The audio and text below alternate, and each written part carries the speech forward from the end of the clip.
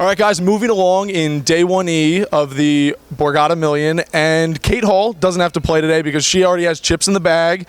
Cate, how'd you do yesterday? Kind of walk us through your day 1C session. Sure. Yesterday was thoroughly mediocre for me. I built up a sort of big stack toward the beginning of the day, middle of the day, where I was running pretty well and holding when I got in pre.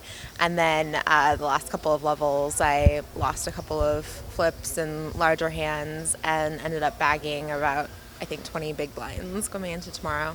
All right, so you came back for day 2 of the opening $2 million event, even shorter than that. You weren't able to spin up a stack, weren't able to get into the money, so you're still looking for cash number 1 in 2016. Yeah. But the cool part is that this time last year, you really weren't on the tournament radar. You weren't really even playing full-time. Kind of walk us through how you transitioned to playing full-time and then playing tournaments full-time, and then we'll get into your 2015 success after that. Sure. So this time last year, I was still a full-time lawyer. I think that I played a couple of events around this time last year. She final tabled the shootout last year. I didn't know that until I checked the Hendon Mob this morning. Congratulations, kind of. Thank you. So I left my job as a lawyer around the World Series this summer, and around that time started playing tournaments more seriously, figuring out what the hell I was doing, because up until that point it was sort of just sloshing around, acting like it was a low buy-in cash game. Yeah, actually. And so I started getting more serious about tournaments, had some luck early on, and have spent more time playing them as a result. I'm still spending probably more than 50% of my time playing cash, but I've been on kind of a tournament grind lately.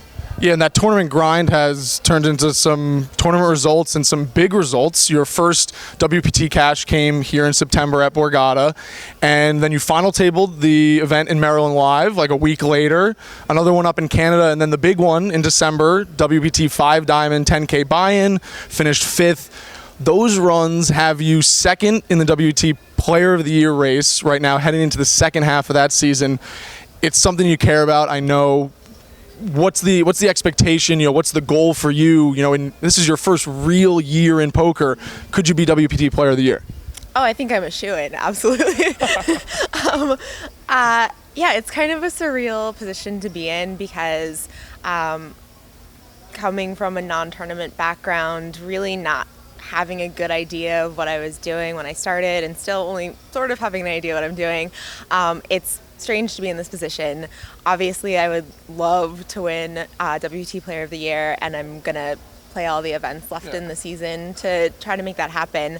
But final tabling the 5 Diamond was just an incredible experience, and I feel honestly really lucky to have been there. Yeah, well, was it day 4 you were at the same table? You were at like Fedor and Paul Volpe to your left, right? Yeah, so that's like basically murderer's row that you got through. And now, throughout the rest of the series, throughout the rest of this year, you're going to be facing some more murderer's row. But you seem to be like the competitive type where you're not going to back down from those opportunities. You're going to play those big buy-in events, even if it doesn't mean chasing points, right? Yeah, absolutely. I genuinely enjoy the opportunity to play with people who are a lot better than me, and the 5 Diamond was a great opportunity to do that. I tried to just pay a ton of attention to absolutely everything that's happening, and that sort of goes without saying as a poker player, but for me it's also an opportunity to see much better players in action, see how they play certain hands, what they're doing, and try to figure out the reasoning behind it, because it's sort of like doubles as training time for me. Yeah, cool. All right, so you're going to be doubling at training time, hopefully this week with the WPT coming back, going deep in that, playing against a pretty stacked field, we think. But until then, hopefully you're getting your first 2016 score out of the way tomorrow when you come back for day 2. Cate, thanks for taking some time out of your off day to talk with us.